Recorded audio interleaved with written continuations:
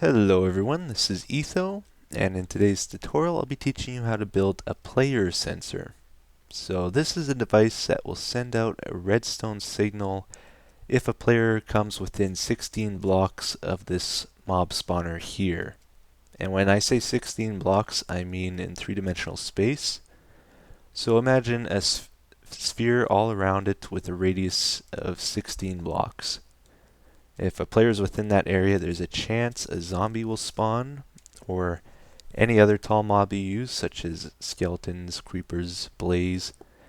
There's a chance they will spawn on top of this pressure plate, and then when that happens, a piston will extend and it will suffocate them. So let's get it going here. We are on easy. So the amount of time this takes is a little bit random, and then when the zombie suffocates, he lets off the pressure plate, piston retracts, and it's ready to go again. So it's a resettable player sensor. I plan on using this for traps in my CTM map. This is mostly intended for map makers, and for that reason I have also included a nice feature with it. It has a peaceful setting to it, so even though I'm on peaceful, a mob is still able to spawn on that pressure plate and send out a signal. So that could be bad if you have these placed in your map and you need to do a little tweaking in an area and you're worried it's going to set off your traps if you're in that area.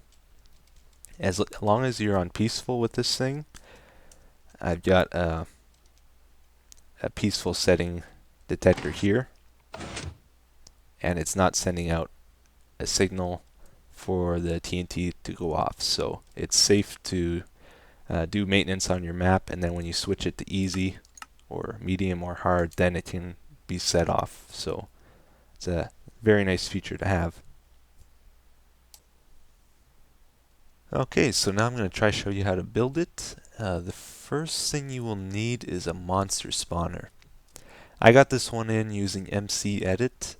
Just place down a block ID 52s for monster spawners, and then go to your selector tool, double click it, and select what type of mob you want. Or you could also just import it as a schematic if you have them saved as schematics.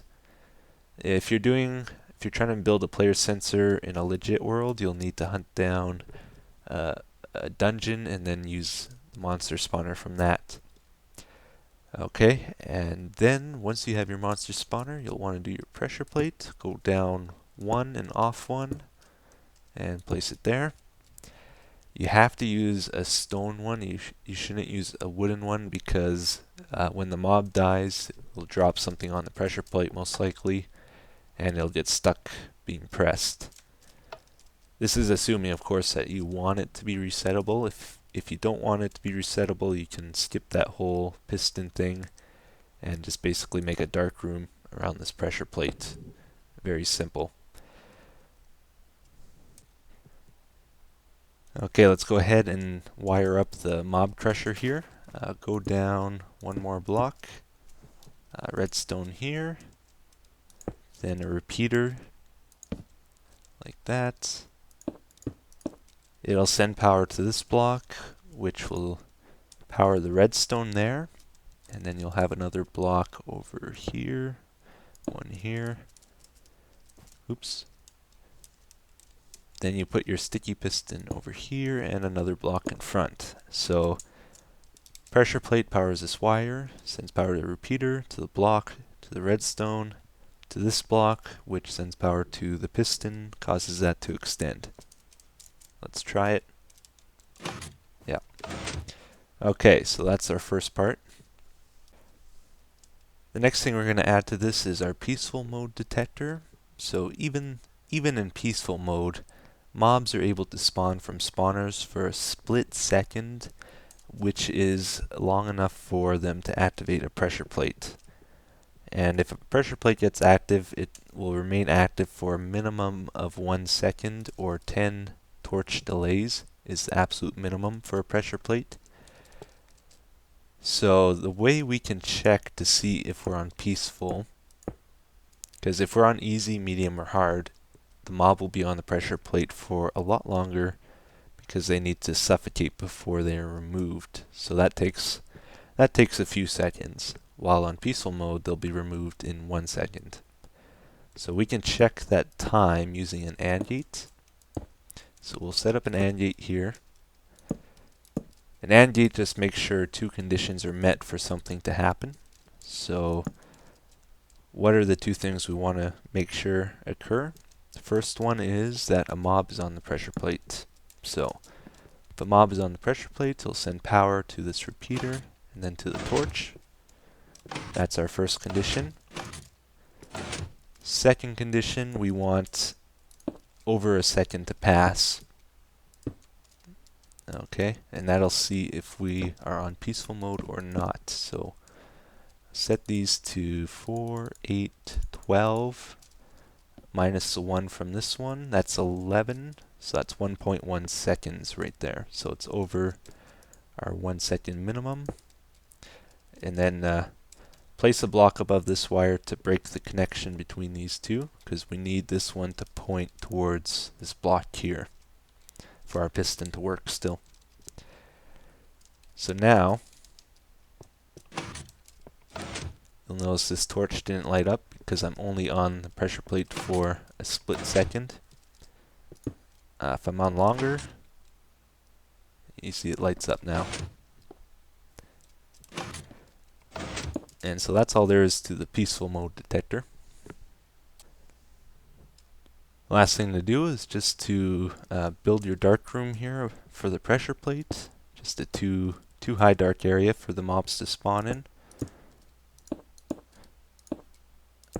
And these monster spawners are a transparent block, so they will let light through. You'll need to put blocks around it so it's dark in there. And that should be it. Yep. It's going. I'm on peaceful mode right now, so this torch did not light up. This is your output of the thing. Hook this up to your traps or whatever you want it to do. If you want your output on top of this thing, I would recommend doing this, just putting redstone there, block, torch, and that's another way of doing the AND gate. Okay, if you're doing a survival map, I would also recommend you encase this thing in bedrock so that the player will not be able to raid it for resources or use it for anything else helpful. Well, that concludes the tutorial for today. This is what it looks like encased in bedrock. You can place a block here. This torch will burn out, but it's fine, it'll flicker, which will send power to the wire anyway. If you totally encase it like this with the side output, it becomes 8 by 5 by 5 in size. It's kind of intended that you bury this underground or hide it somewhere.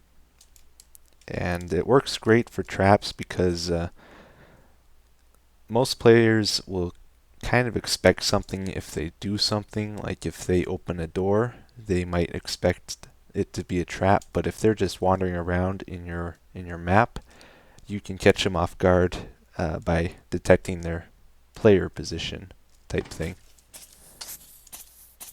So it's pretty cool. Great for making unexpected kind of random traps because you can activate them sort of randomly too.